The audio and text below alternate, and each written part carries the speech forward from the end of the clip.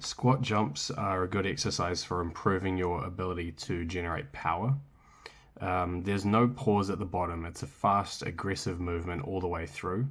You can go a little bit slower on your way down, but at the moment you reach the bottom of your squat, give everything you've got into accelerating upwards and leaving the ground with as much height to your jump as you can.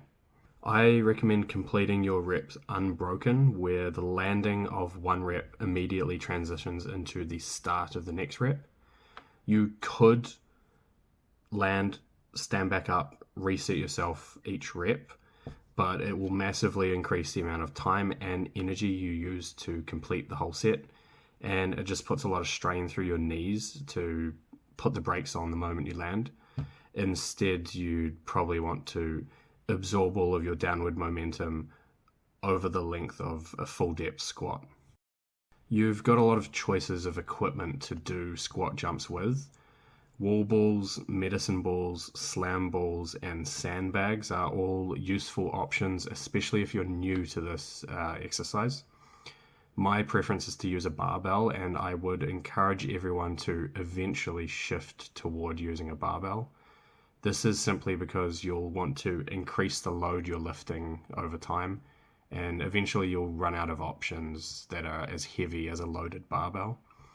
Even if you could find a 50 kg sandbag or slam ball, they would just be unwieldy and likely more dangerous than using a heavy barbell. Kettlebells and dumbbells are a very common sight in gyms and have a lot of weight options for progression, so you may be wondering why I haven't mentioned them for squat jumps. What sandbags, barbells, and balls have that dumbbells and kettlebells don't is that you can hold them very tightly against your person while doing squat jumps. Essentially, we want to attach the load rigidly to our torso so that it moves with us, as this makes it easier to remain stable throughout the entire squat jump. And so our focus can just be on jumping as high as possible with as much intent as possible.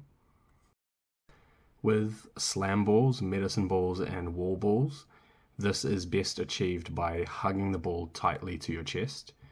With a sandbag, you can either hug it to your chest the same way, or you can put it on your back in a back rack position, which is the same as what you would do for a barbell.